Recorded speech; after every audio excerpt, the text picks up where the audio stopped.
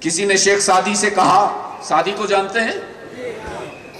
کسی نے شیخ سعدی سے کہا سعدی کیا بات ہے، یہی قرآن تھا، اس کو صحابہ پڑھتے تھے، صحابہ کی بات جنگل کے درندے مان لیتے تھے، اسی قرآن کو ہم بھی پڑھتے ہیں، ہماری بات تو اولاد نہیں مانتی۔ سوال سمجھے ہو؟ جس قرآن کو پڑھ کر صحابہ کی بات ہوائیں مانتی تھیں، دریا مانتے تھے، کانپتی ہوئی زمین پر پاؤں سے ٹھوکر لگاتے زلزلے رک جاتے تھے، اسی قرآن کو ہم بھی پڑھتے ہیں، ہماری بات تو خیر سے بیگم صاحبہ بھی نہیں مانتی۔ کسی نے کہا سعدی اس کا مطلب یہ ہے نا کہ قرآن بدل گیا۔ سعدی نے کہا نا نا نا نا، قرآن نہیں بدلا، مسلمان بدل گیا ہے۔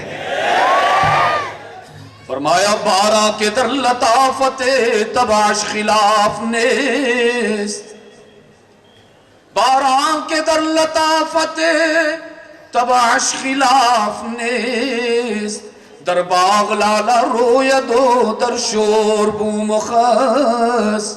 شیخ سعدی نے مثال دے کر سمجھایا کہ جیسے آسمان سے برسنے والی بارش، اس کے رنگ میں کوئی فرق نہیں، اس کے ذائقے میں کوئی فرق نہیں، اس کی خوشبو میں کوئی فرق نہیں، یہی بارش جب باغات میں برستی ہے، پھول کھلتے ہیں، خوشبو مہکتی ہے، لیکن یہی بارش جب کوڑے کے ڈھیر پر برستی ہے، گندے پانی میں گرتی ہے تو بدبو اٹھتی ہے۔ شیخ سعدی نے فرمایا قرآن کا حال بھی بارش کی طرح ہے۔ سمجھ رہے ہو؟ ترجمے کی ضرورت تو نہیں؟ قرآن کا حال بھی بارش کی طرح ہے۔ شیخ سعدی فرما رہے ہیں اس قرآن کو ابو جہل سنے تو زندیق بنتا ہے، ابو بکر سنے تو صدیق بنتا ہے۔ فرق قرآن میں نہیں آیا، فرق ہمارے قلوب میں آ گیا نا، ہمارے دلوں کے برتن جو میلے ہو گئے، اس میں قرآن کا علم جو آتا ہے تو اس کی تاثیر نظر نہیں آتی۔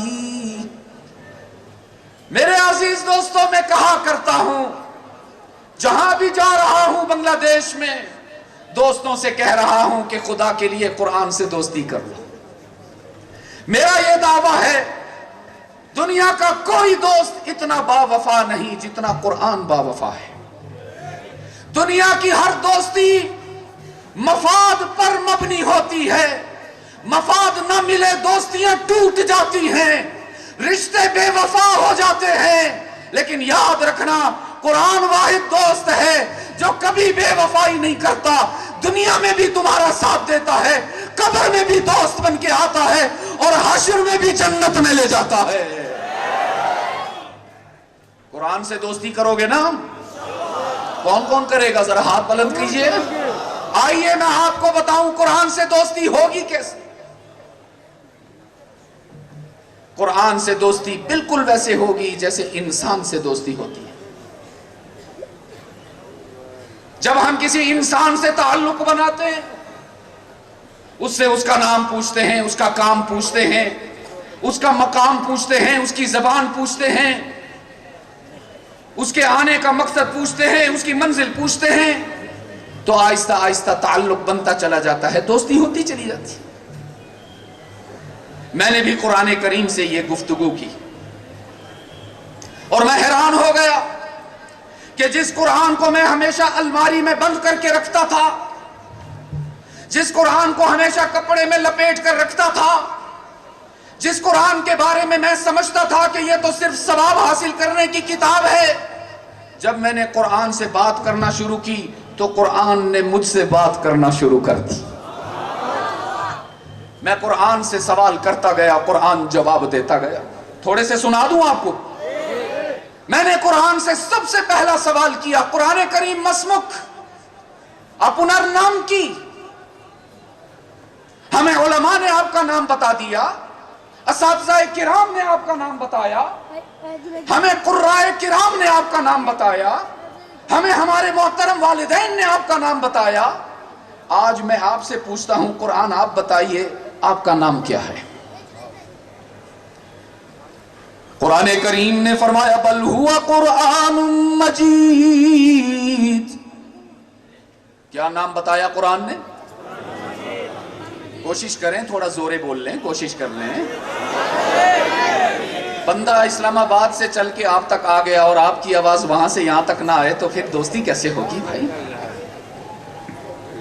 مجھے تو حضرت ابھی بتا رہے تھے نا آپ کے سامنے کہ فلاں عالم بھی تشریف لائے، فلاں بزرگ بھی تشریف لائے، فلاں علامہ بھی تشریف لائے. تو میں تو سوچ رہا تھا کہ سلہٹ والوں کا ایمان اوج سریا پر ہوگا اور میں بس 15-20 منٹ میں اپنی بات کر کے چلا جاؤں. اب مجھے کیا پتا تھا کہ ساری محنت تو مجھے کرنا پڑ رہی ہے. خیر سے کوشش کریں تھوڑا سا اونچا بول لیں، کوئی بات نہیں، گلا خراب نہیں ہوگا آپ کا انشاءاللہ. اور اگر ہو بھی جائے گا تو اس پر یقین دلاتا ہوں کہ اللہ کی طرف سے اجر نصیب ہوگا انشاءاللہ. کیا نام بتایا قرآن نے؟ میں نے کہا قرآن کریم آپ کا کام کیا ہے، کیوں آئے ہو دنیا میں؟ قرآن کریم نے فرمایا ھدی للمتقین. کس لیے آیا؟ اس کا ترجمہ میں بتاؤں؟ میں اس کا ترجمہ بتاتا ہوں جو میرے دل میں آتا ہے کہ قرآن نے کہا فیصل میں تو سلہٹ کے مسلمانوں سے دوستی کرنے کے لیے آیا ہوا ہوں. میں نے کہا قرآن کریم آپ کا مقام کیا ہے، کہاں سے آئے ہو؟ فرمایا فی لوح محفوظ. کہاں سے آیا بھائی؟ میں نے کہا قرآن کریم آپ کو بھیجا کس نے ہے دنیا میں؟ فرمایا تنزیل من رب العالمین. کس نے بھیجا ہے؟ اور اونچا بولو. میں نے کہا قرآن کریم لے کر کون آیا ہے آپ؟ فرمایا نزل به الروح الامین. کون لایا؟ روح الامین کس کا لقب ہے بھائی؟ اوہ جلدی جلدی جبرائیل بولا ہے، کہیں منہ سے اسرائیل ہی نہ نکل جائے. جواب مل رہے؟ قرآن سے دوستی ہو رہی ہے کہ نہیں ہو رہی؟ میں نے کہا قرآن کریم میں اردو بولتا ہوں، میرے دوست بنگلہ بات کرتے ہیں، یو کے میں انگلش بولی جاتی ہے، فرانس میں فرینچ بولی جاتی ہے، جاپان میں جاپنیز بولی جاتی ہے، بہت ساری زبانیں دنیا میں ہیں. قرآن ذرا آپ بھی تو بتاؤ نا کس زبان میں آئے ہو؟ قرآن کریم نے فرمایا بلسان عربی مبین. میں کسی عام زبان میں نہیں آیا، میں تو اس زبان میں آیا ہوں جو اللہ کی بھی زبان ہے، رسول اللہ کی بھی زبان ہے. کون سی زبان میں؟ میں نے کہا قرآن کریم کب آئے ہو ذرا یہ بھی تو بتائیے نا. قرآن کریم نے فرمایا مہینہ بتاؤں کہ رات بتاؤں؟ میں نے کہا پہلے مہینہ بتلا دیجئے. قرآن کریم نے فرمایا شہر رمضان الذی انزل فیہ القرآن. کون سا مہینہ بھائی؟ ماشاءاللہ الحمدللہ ایمان اوپر آ رہا ہے آپ کا الحمدللہ. میں نے کہا قرآن اب ذرا یہ بھی تو بتاؤ نا کس رات میں تشریف لائے ہو؟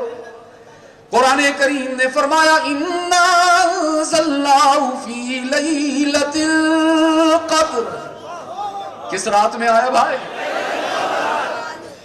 میں نے کہا قرآن کریم نام بھی بتا دیا آپ، کام بھی بتا دیا، مقام بھی بتا دیا، بھیجنے والے کی بھی خبر مل گئی، لانے والے کا بھی علم ہو گیا، زبان بھی بتا دی، مہینہ بھی معلوم ہو گیا اور رات بھی، ساری تفصیلات بتا دی قرآن. ہم مطمئن ہو گئے. اب ذرا یہ بھی تو بتاؤ نا کس پر نازل ہوئے ہو؟ تو قرآن کریم نے مہکتے ہوئے چمکتے ہوئے جواب دیا نزل علی محمد. واہ واہ نہیں بھائی، صلی اللہ ہو. اور اے کاش کہ آپ کے اس درود پاک میں آپ کے عشق مصطفیٰ کی حرارت شامل ہو جائے. اے کاش کہ آپ اتنا درود پڑھیں کہ آپ کی آواز عرش معلا تک چلی جائے.